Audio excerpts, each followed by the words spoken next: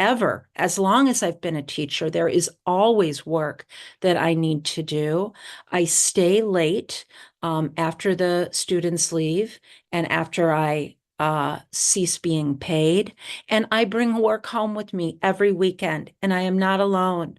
We have over 14,000 elementary educators who face similar challenges. We want to be the best, most effective educators we can be for our students.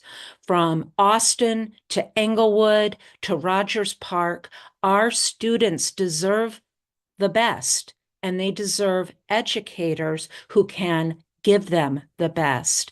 Um, we know that planning and preparation are essential. Anybody who knows anything about education and schooling knows that these are an essential part of a school day.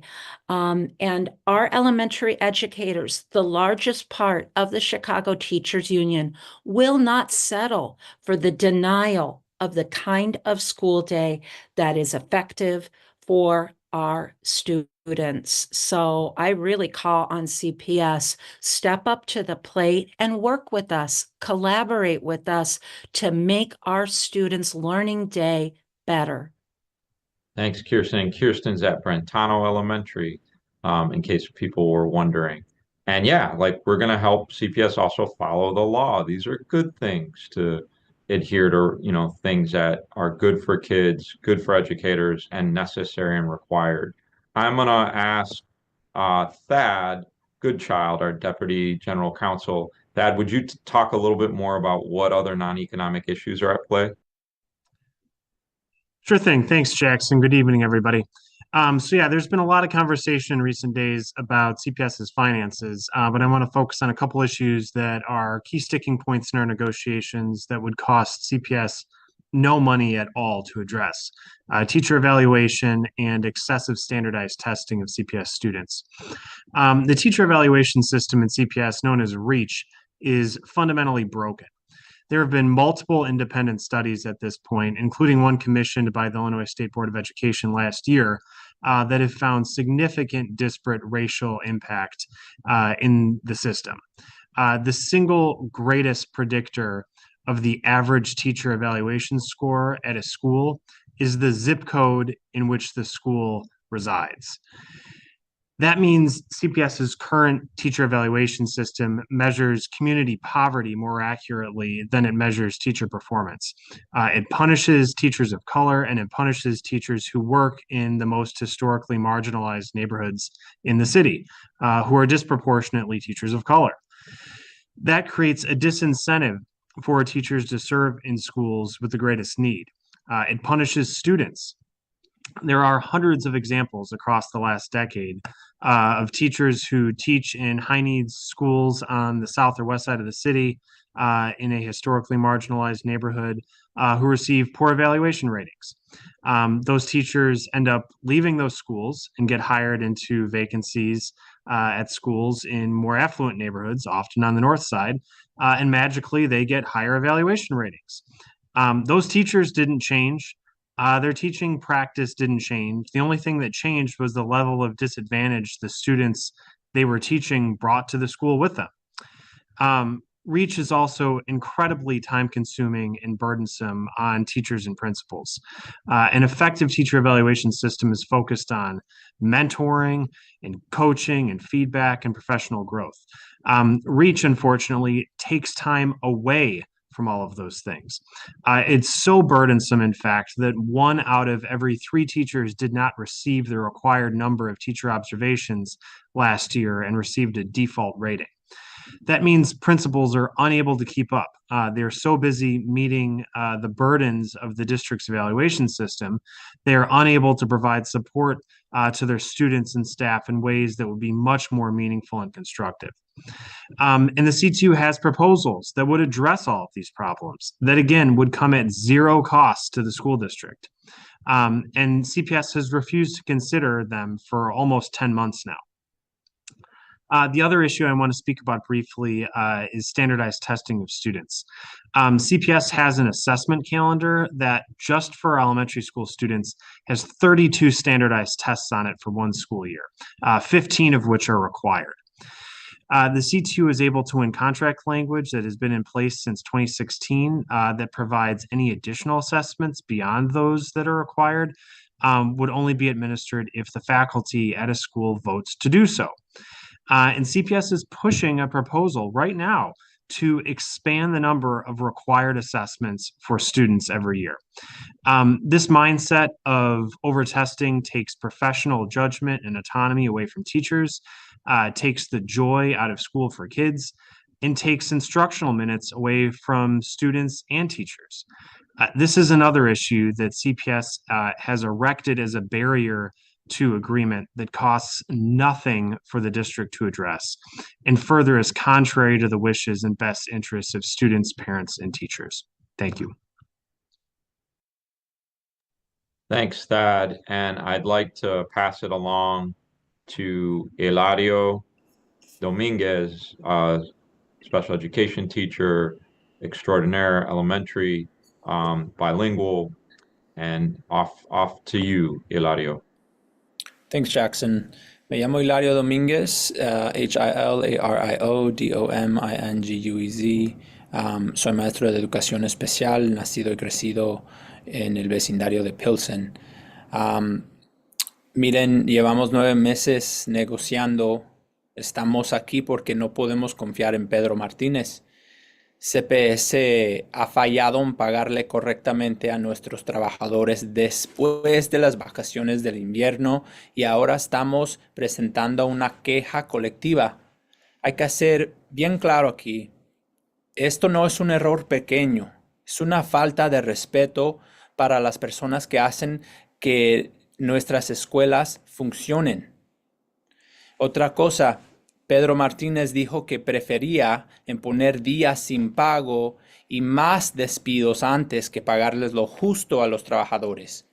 Esto afecta especialmente a nuestros paraprofesionales y maestros veteranos, quienes ya están cargando con la frustración de horas perdidas, llamando a recursos humanos para resolver problemas que nunca deberían existir.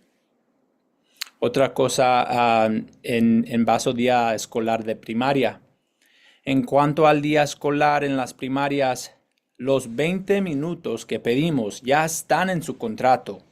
Además, nuestras demandas no solo son razonables, sino que pondrían a CPS en cumplimiento con la ley estatal. Actualmente, CPS no está cumpliendo con las leyes sobre el tiempo de recreo y juego para los estudiantes. También estamos pidiendo más tiempo para que los educadores colaboren y se preparen. Esto no solo beneficiaría a nuestros maestros, también aumentaría el tiempo de enriquecimiento para los estudiantes. Pero en lugar de escuchar y cumplir con la ley, CPS dice que quiere eliminar días de desarrollo profesional solo para cumplir con los minutos requeridos. Esto no es liderazgo, es irresponsabilidad. Cierro con esto. Esto no es solo un problema de contratos, es un problema de respeto y justicia para nuestras familias trabajadoras. Como dice el dicho, el buen juez por su caso empieza. Pedro Martínez, respete a nuestra gente o hágase a un lado. Gracias. Thank you, Eladio. We will now take questions. I know, Rima, you've had your hand up for a while. We'll go to you first. Thank you. Yeah, sorry, I jumped the gun a little bit on that. All good.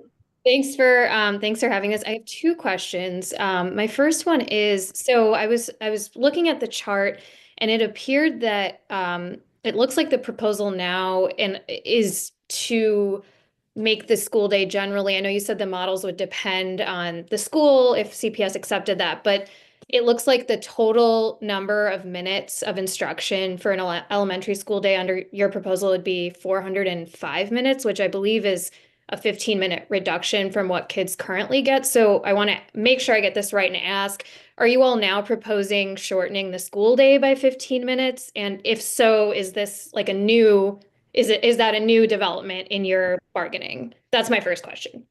No, our proposal does not include any suggested reduction in instructional time.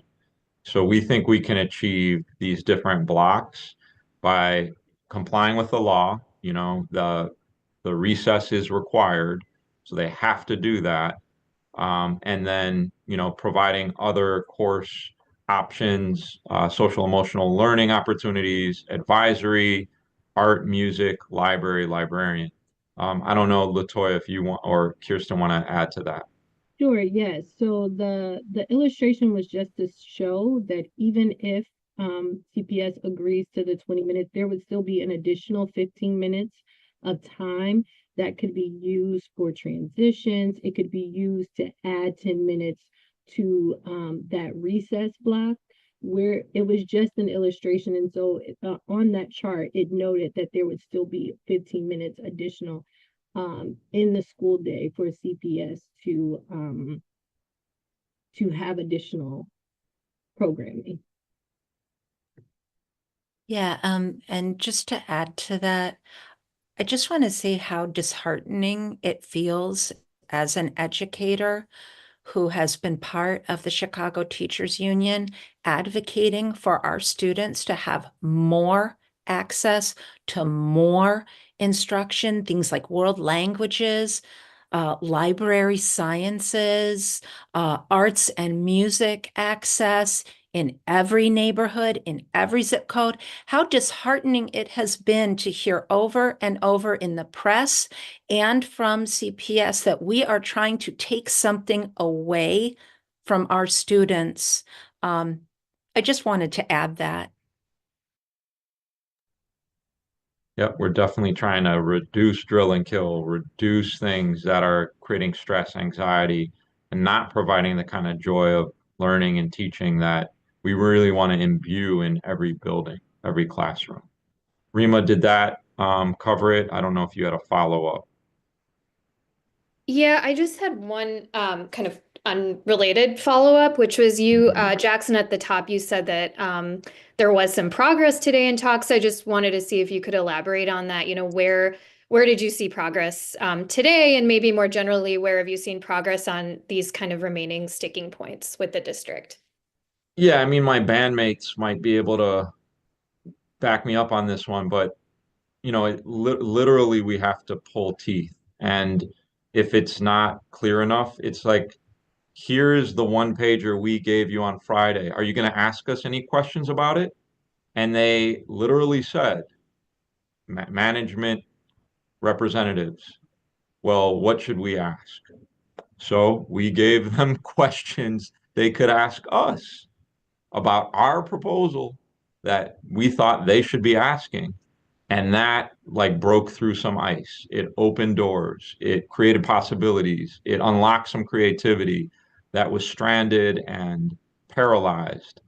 So that is the lengths to which we have to go to get CPS to play ball, play nice, and bargain in good faith. And we'll do it. And we're continuing to do it. And that's what allowed for some breakthroughs today. And they are, you know, abstract. It is not something we can point to specifically yet, but we hope it'll get there.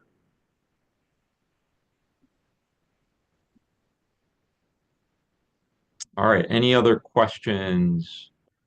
I don't know how to, I think you have to raise your hand if you're an attendee from the press, and we can call on you and bring you up. So I know there's a few folks on. Feel free to raise your hand if you have any questions. You can throw them in the chat too if you prefer.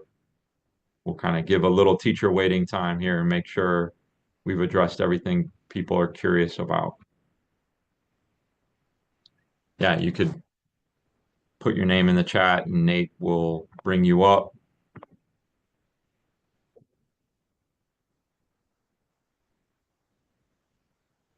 All right, I'm gonna just see if, yeah, I figured Rima might have another one, so let's bring her up. Yeah. Rima. And you'll just have to forgive me because it's been a little difficult for me to keep this proposal in check in my head. But could you just can you give me a little background on kind of where this Better School Day proposal started out in, you know, when negotiations first started? And where, what it looks like now. My sense is that you all have come down on the proposal a little bit. So if you could just give me a summary of how it's evolved over the past several months and where you stand today on it. Yeah, I might kick this to you, Kirsten. It was Kirsten's elementary committee where a lot of rank and file members raised this initially, and there's been a lot of discussion, a lot of need. I think you've spoken to it already, but if you want to just maybe discuss the genesis of the proposal.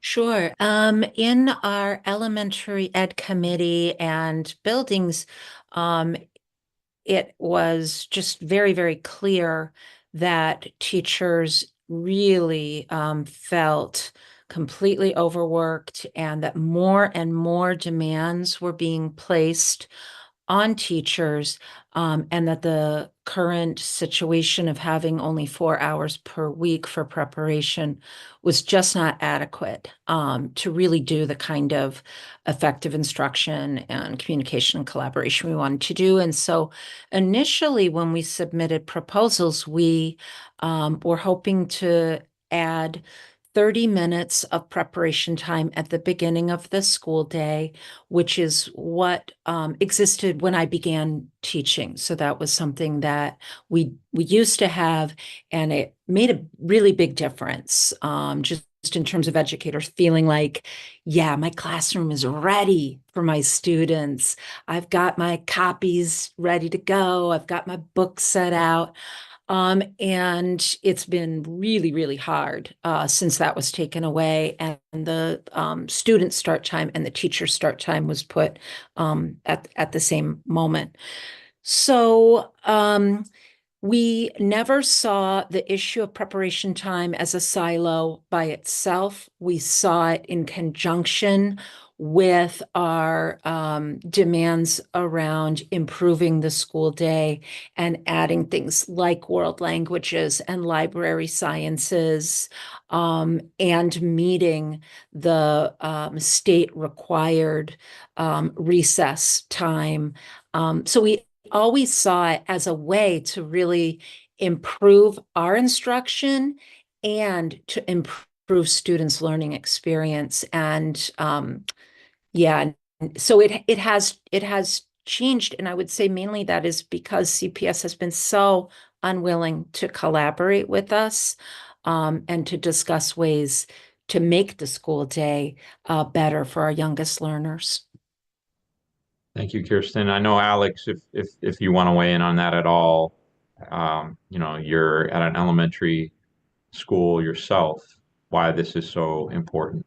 Yeah, so I have not been teaching as long as Kirsten, but nonetheless, I speak to a lot of educators who had that time in the day years ago when we had it and how critical it was when that time was taken away. Since I started in CPS, we haven't had that prep time back, obviously, and it's just been very difficult to meet the needs of all of our students that have diverse learning styles, and making sure, obviously, that we're also giving them the best engaging lessons we possibly can. 4 hours a week, like Kirsten stated, is just not enough, and we do need more time, because it's just not teaching that we do. We do a lot more than that. We're always looking after our students, their families, and our communities. And we need as much time as possible to make sure that we can deliver an engaging curriculum for our students daily. Thanks, Alex. So I'm going to answer this question from WGN in the chat, from Jenna Barnes, and then we will. I think we have Ikram Mohammed on line that we need to bring up as well. So just to address it clearly, Stacey Davis Gates, my partner in doing this important work, is by every single measure the fiercest advocate for young people and our most vulnerable students that I've ever met. I wouldn't do this work with her if that were not the case. She made a mistake. She owned up to it. She has said that publicly. She is calling advocates and other leaders in special education spaces and advocacy organizations, to convey that regret. And that's what great leaders do. When they make mistakes, they own those mistakes. they acknowledge the harm, and they make amends. If only all our leaders did that, we'd be in a much better place as a country and as a city and as a school district. Um, should we, yeah, here we go. Ikram, go Hi, I ahead. just had one question. I was just curious to know what specific parts are still on the table regarding the contract. That or Zedra or Thedra, either you want to jump in? Sure, I can take a stab. So yeah, there are a number of key sticking points outstanding. Mentioned a couple earlier on that are non-economic items related to the teacher evaluation system, the excessive standardized testing of students. There's the proposals that the union has made for a better elementary school day that would provide for more robust well-rounded enrichment programming for students, including library, music, and art and world language, and simultaneously provide collaboration time for teachers. There are key proposals to make sure that the CPS salary schedule keeps pace with its suburban counterparts for experienced teachers later on in their career. The salary schedule now stagnates in the later years, which unfortunately disincentivizes teachers to stay in the school district for their whole career. We've made a proposal to address that months and months ago that CPS hasn't even responded to.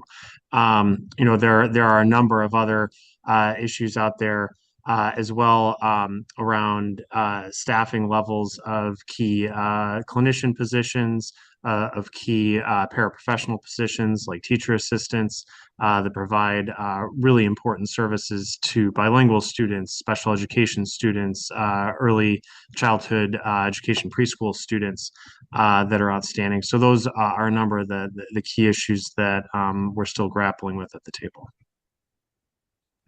Yeah, and I just have one follow-up. I know you guys have kind of stressed the urgency to settle this contract before Trump's inauguration. I was curious to know how close you feel you are to settling this contract and how long you believe it's going to take to come to an agreement with CPS. Latoya, Zedra, either of you want to take that? I'm happy to. I think, go ahead, Jackson. You can take it. Oh, I was gonna say I can chime in there. Go ahead, I chime feel in. like I feel like we're really close. We were making great progress in December leading up to Christmas. Both parties seem very willing and wanting to compromise on several of the outstanding issues. But I mean, while we're seeing slow progress, as Jackson mentioned, there's still a lot, like we haven't seen any progress where the financial points are concerned since Christmas. And without seeing those, I can't, we're not going to be able to settle these. We've made several concessions. We've, told the board we're willing to work with them. But we haven't seen anything as far as finances since Christmas. So we're just completely stalled there. And just to the points Thad and others have made on this call, elementary day, extraordinarily important to our membership. Evaluation systems that are discriminatory and harmful, huge. The over testing, drill and kill, the things that really deprive our students of joy of learning and our members of teaching, those things are critical and they don't cost a dime. So it's not just the financials that are stalled, it's their goodwill and willingness to consider what will be really incredible improvements, things that, would greatly assist educators in doing this incredible but difficult work every day and improve the student experience. All right, I think unless there's another question, we are gonna thank you all for joining us today. That was I think a thoughtful, thorough back and forth. And, hopefully you got the answers you needed and feel free to follow up with us if there's any additional things you'd like to know. and I appreciate the team. Thank you all. Recording stopped. Good job, you all. Thank you. Thank you, everyone.